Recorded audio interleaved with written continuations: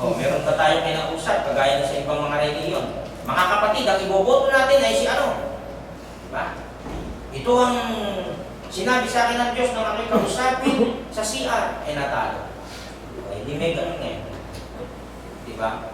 Wala tayong pinuutos na gano'n. Yung bawat kaluluwa, kayo mag-i-design. Nakaraang eleksyon, dami-dami nag-aaway. Versus Pink, versus BB. Di ba? Hindi naman kailangan mag-away. Respect. Kung ano yung iboboto ko. Aaway sa social media, dahil pagkasin. So, kailangan natin itong gawin. Ano ho? Kanina pa natin pinag-usapin yung authority, may sumasako. Sapagkat walang kapangyarihan na hindi mula sa Diyos at mga kapangyarihan ay hinirang ng Diyos. Therefore, whoever resists authority has opposed the ordinance of God. And they who have opposed will receive condemnation upon themselves. Kaya nga't ang sumasalangsang sa kapangyarihan, wega, mataas ang brudo, baba, ibaba. Diba? Eh, sumasalangsang ka sa Diyos pag ganun ka. Ay sa utos ng Diyos sumasalangsang. At ang mga nagsisisalangsang ay magsisitanggap ng kahatulan sa kanilang sarili. Ano pinagawa? Harangan sila, hanggang dyan lang sila sa Mendiola. Violence versus violence. O ngayon, kung ako halimbawa ay nakagawa ng maganda, nagsuli ako ng isang maleta na punong-puno ng pera, dahil 3 milyon pala yun, isinuli ko. Ano gagawin sa akin ng gobyerno? Reward. Kita mo? May punishment pag gumawa ng masama, may reward pag gumawa ng mabuti. Ganun. Bakit? Alam nila yan eh.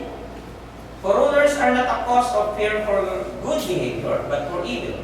Do you want to have no fear of authority? Do what is good, and you will have praise from the same. Sapagkat ang mga pinuno ay hindi kilabot sa gawang mabuti, kundi sa masama. At ibig mo bagang mawala ng takot sa may kapangyarihan, gawin mo ang mabuti at magkakamit ka ng kapurihan sa Kanya. Hindi ka gumagawa ng masama, aanuhin ka ng batas. O sige, lumabas ka ngayon dyan, maghawak ka ng kutsilyo at maghamon ka ng away. Anong gagawin sa'yo? Pupuntahan ka ng mga pulis. Bakit? Eh, threat ka eh. Gumagawa ka ng kasama, hindi ka pwede pakalat ka agad yan, maraming mapapatay. Yun. So, ganun yung sinasabi natin. Na kung paanong may umiiral na batas o ordinasyon sa isang sumasako, kagaya ng ating Panginoong Yesus, eh gawin natin sa ikalalaganap ng Ebanghelyo, hindi sa ikasisira. For He is God's servant to do you good. But if you do wrong, be afraid. For He does not bear the sword for nothing. He is God's servant, an agent of wrath to bring punishment on the wrongdoer. Sapagkat siya'y ministro ng Diyos sa ikagagaling mo. Sino? Yung mga pinunong itinalaga. Datapwat kung ginagawa mo ang masama, ay matakot ka. Sapagkat hindi walang kapuluhan ang pagdadala niya ng tabak. Ibig sabihin yung weapon. Sapagkat siya ministro ng Diyos, tagapaghiganti sa ikagagaling sa gumagawa ng masama. Therefore, it is necessary to submit to the authorities. Yan ang dapat natin gawin. Not only because of possible punishment, but also because of conscience. Kaya nga dapat na kayo'y pasako. Hindi lamang dahil sa kagalitan, kundi naman sa budhi. For because of this, you also pay taxes, for rulers are servants of God, devoting themselves to this very thing. Sapagkat dahil dito'y nagsisipagbayad naman kayo ng buwis, sapagkat sila yung mga tagapangasiwa ng paglilingkod sa Diyos, na nagsisipamahalang walang pati sa bagay na ito. Diba? Yung ayuda ng nakaraan, mga barangay pinaglalabas, kung saan galing yan, sabi sa buwis ng tao. Give everyone what you owe him. If you owe taxes, pay taxes. If revenue, then revenue. If respect, then respect. If honor, then honor. Ibigay ninyo sa lahat ang sa kanila'y nararapat. Buwis sa dapat buwisan. Ambag sa dapat ambagan. Takot sa dapat katakutan. Puri sa dapat papurihan. Ano utos ng gobyerno? Magbuwis o hindi dapat magbuwis. Ano utos unang linggo? Mag-ambag o hindi mag-ambag sa dapat ambagan. Ano ang utos sa atin na sumakot sa sumunod sa authority? Takot sa dapat katakutan. Natakot tayo sa gobyerno ng Pilipinas. Puri sa dapat papurihan. Diba? Walang gulo. Walang pagtatalo-talo o sumusunod lahat. The apostles had authority over the church. So, ito yun. Yung pinakalunduan. Sila lamang yung grupo na mayroong karapatan na patupad ng mga utos ng Panginoon dahil nakasama nila ang ating Panginoong Hesus, ibinigay sa kanila yung mga order. Kaya ikaw, iniiwan kita, sabi ni Pablo, iniiwan kita dito sa Creta. Maraming mga kapatiran dyan, alagaan mo.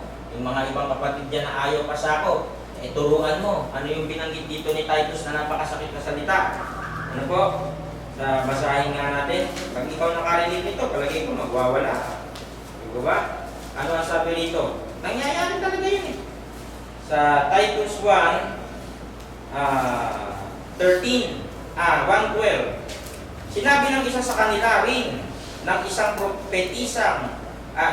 propetang sarili nila. Kita mo, nagtuturo dun si Titus, may nagtuturo din ibang propeta. Ang mga taga-Creta kailan pa man ay mga sinungaling, masasamang hayop, matatakaw ng mga tamad. Pag narinig mo to, nakakagalit ka. Diba? Pwede mong awayin to si Tito. Ang patotoong ito ay tunay, sabi ni Pablo kay Tito. Ano gagawin ni Tito? Dahil dito'y sawayin mong may kabagsikan sila. Anong layunin? Upang magpakagaling sa pananampalataya. Kung gusto mong yung tao magaling sa pananampalataya, titikan mo ng konti. Hindi sa aawayin mo, hindi. Bakit? Manhid na eh. Lumalagpas na eh. Diba? Kailangan na sabihin itong mga katotohanan ito. Hindi para makipag-away. At merong mga tao na hindi talaga tatanggap yan ng paliwanag. Sapagkat walang sino mang nasasalat sa kanila, palibhasa ipinagbili ng lahat ng may mga lupa o mga bagay ng mga ito at dinala ang mga halaga sa mga bagay na ipinagbili and put it at the apostles' feet, and it was distributed to anyone as he had need. At ang mga ito'y inilagay sa mga paanan ng mga apostol, ibig sabihin ay iniambag at ipinamahagi sa bawat isa dun sa mga kapatid ayon sa kinakailangan ng sinuman. At ambag-ambagan sila. So pag ginagawa natin yung kanina po natin sinasabi tungkol doon sa authority, God has appointed lesser authorities in this world to rule under Him. Parents have authority over their children. Ephesians chapter 6 verse 1. Husbands have authority over their wives. Ephesians 5:20-24. Kings have authority over their subjects. Romans 31. The apostles had authority over the church. Acts 4:34-35. May sumasakop. Ano ho? Kami ng mga tagapangaral, hindi namin kayo sakop. Bakit? Ang sumasakop sa amin ang ating Panginoong Hesus. Kaya pag ako nagmali ng turo at namali yung lahat ng members, lagot ako sa Diyos. Bakit? Ikaw ang pinadala ko dun sa iyo, sa kung ano pinagtuturo mo dun Sa akin yung palo. Ano? Bakit? Hindi ako sumunod sa nakasulat.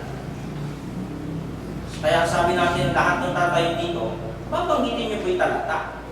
Kasi para hindi lumabas na parang sarili mong aral yan. At ako hindi po tumayo dito nang wala akong daladalang talata. Kayo makapagpapatunay po niyan. Lagi natin yung binabanggit na lahat ng tagapagturo kailangan gumamit ng Bible verses. No? Hindi natin kailangan yung sinabi ni Shakespeare, sinabi ni ganito, hindi makatutulong sa pananampalataya. Kung ano yung sinabi ng Panginoong Hesus, yun yung sasabihin natin. Kaya may verses. The authority of the believer comes from God and from God's Word. As we are God's ambassador, we can speak with His authority as we share His Word. No? Sa paghahayag natin ng katotohanan, ano yung gagamitin natin? Yung salita ni Jesus Christ. Appealing to the world on behalf of Christ. 1 Corinthians 4:6.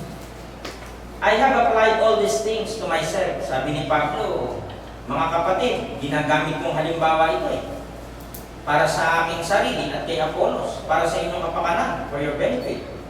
Brothers, that you may learn by us, mga tuto kayo sa amin, not to go beyond what is written, na huwag kayong humigit sa nasusulat, that none of you may be puffed up, para kayo hindi maging mayabang, in favor of one against another.